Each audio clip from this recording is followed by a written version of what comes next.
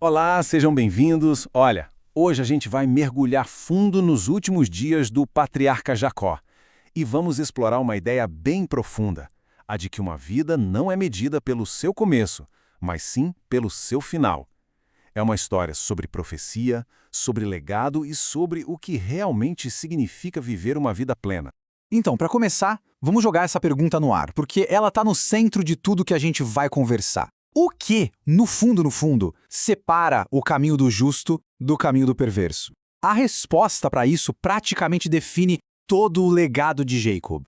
E a diferença basicamente é esta. O perverso, o rachá, pode até ter um começo de vida cheio de prazeres, mas o final é sempre amargo. Já o justo, o tzadik, ele pode até passar por poucas e boas, mas quando supera tudo, a felicidade dele é eterna. Pensa na vida do Jacó. Depois de anos e anos de dificuldade, ele termina com 17 anos de paz e felicidade no Egito. É o exemplo perfeito daquele ditado. Tudo está bem quando termina bem. Certo, então vamos entrar na primeira parte da nossa história. Depois desses 17 anos tranquilos, Jacob sente que o fim está chegando e ele faz um último pedido. Um pedido crucial. Ele chama justamente o filho que tinha mais poder, Yosef, e o faz jurar que não o enterraria no Egito. E por que Yosef? Simples, só ele como governador conseguiria a permissão do faraó para uma viagem tão importante. Foi um pedido super estratégico e, claro, com um significado espiritual imenso. Mas a gente fica se perguntando, né? Para que tanta insistência? Por que o lugar do descanso final era tão, mas tão importante para ele, a ponto de exigir um juramento? Pode ter certeza que tinha coisa muito mais profunda aí do que só um sentimentalismo. E aqui está o pulo do gato, um conceito-chave, Tekiat Hametim, a ressurreição dos mortos. A tradição ensina que quem é enterrado na Terra Santa vai ser o primeiro a se levantar no fim dos tempos. Basicamente, Jacob queria evitar um processo bem doloroso que o texto descreve como se revirar por túneis subterrâneos para chegar lá. E não era só isso. Jacob, ele pensava lá na frente, sabe? Ele tinha um medo enorme de que, se fosse enterrado no Egito, seus filhos e netos começassem a achar que ali era a pátria deles. O túmulo dele em Canaã seria um lembrete constante, um farol, dizendo: «Ei, o exílio é passageiro, o nosso destino é outro, é lá junto dos nossos antepassados». Agora vamos avançar um pouco porque essa sabedoria toda aparece de umas formas bem inesperadas. Os patriarcas, eles não pensavam como a gente. Os desejos deles mostram uma perspectiva totalmente diferente sobre o que é a vida e a morte. Olha só que coisa curiosa, preste atenção nesses pedidos. O Abraham, ele pediu a Deus por sinais de velhice, para que os mais velhos fossem respeitados. O Isaac, por sua vez, pediu dor e sofrimento como uma forma de purificação ainda neste mundo. E o próprio Jacob pediu para ficar doente antes de morrer, para ter tempo de dar as últimas instruções para os filhos. Pedidos que para a gente hoje soam completamente ao contrário, né? Mas por que esses pedidos tão estranhos? A resposta revela toda a filosofia deles. O foco não era no conforto passageiro deste mundo. Era todo no Olam Rabá, o mundo vindouro. Eles buscavam o que ia garantir o bem-estar espiritual eterno, e não o alívio físico de agora. E essa mentalidade de olho no futuro aparece claríssima na bênção que Jacó dá aos filhos de Yosef, Efraim e Menaché. Essa bênção virou o modelo para todas as crianças judias. E por quê? Pensa bem, eles foram os primeiríssimos a nascer e crescer no exílio, no ambiente totalmente egípcio, e mesmo assim se mantiveram fiéis à sua herança. Eles eram o símbolo da resiliência espiritual.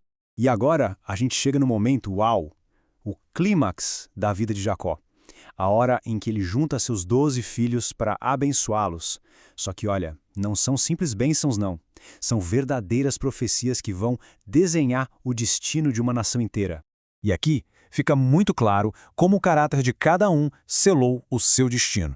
Reuven, o primogênito, leva uma bronca pela sua impulsividade e, por causa disso, ele perde as 3 coroas que seriam dele.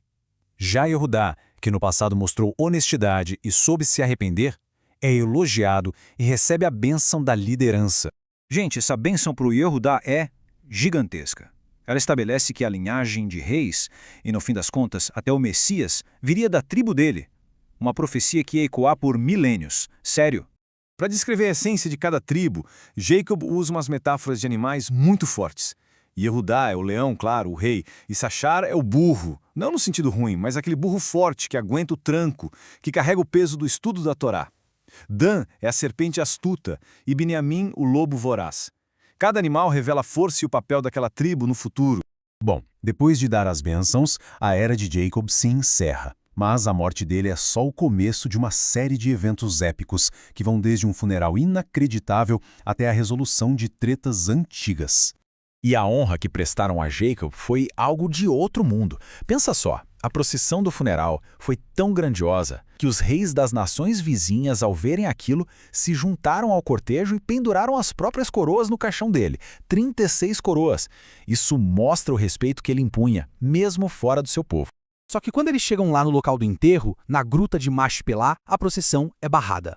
E quem aparece? Esau, o irmão dele, bloqueando a entrada e falando: opa, esse lugar é meu, cadê a escritura para provar que foi vendido? Imagina a cena, a tensão no ar. Naftali, que era o mais rápido dos irmãos, sai correndo de volta para o Egito para pegar o documento. Só que Shushin, o filho surdo de Dan, não estava entendendo a discussão, mas ele sacou a injustiça daquela demora toda. E ele age de forma bem decisiva, atacando Esav e colocando um fim imediato e violento naquilo tudo. Ok, de volta ao Egito, o pai morreu e os irmãos ficam apavorados, achando que agora Yosef ia se vingar. Mas a resposta dele é de uma nobreza incrível. Ele acalma todo mundo dizendo: gente, por acaso eu estou no lugar de Deus? Ele explica que ele nunca se viu como vítima, mas como parte de um plano maior. E mais, ele diz: o mundo com suas 12 tribos precisa de vocês. Não pode existir sem vocês. E antes de morrer, o próprio Yosef passa para frente um segredo fundamental que ele tinha recebido do pai. Ele revela uma espécie de senha, uma frase código, Pakod Ifkod, que serviria para que, no futuro, as gerações pudessem reconhecer o verdadeiro Redentor que Deus enviaria para libertá-los do Egito. E é isso. Com a morte daquela geração, a proteção que eles representavam acaba. O exílio no Egito vai piorando aos poucos, em etapas. Primeiro vem os impostos, logo depois que Jacob morre. Depois, quando morre Levi, o último dos irmãos, aí sim começa a escravidão para valer. A escuridão estava só começando. E com essa nota um pouco sombria, a gente fecha o livro de Gênesis e, como é a tradição, nós declaramos Shazak, Shazak, Venit Shazek, que é como dizer: sejam fortes e que a gente se fortaleça junto. É um chamado para a gente tirar a força de tudo que aprendeu. Olha, toda essa nossa conversa foi baseada em comentários clássicos sobre a porção da Torá chamada Vayek. E fica a lição, né? Que as palavras e os atos mais poderosos podem acontecer justamente no final de uma vida e, mesmo assim, ecoar para a eternidade. Muito obrigado pela companhia.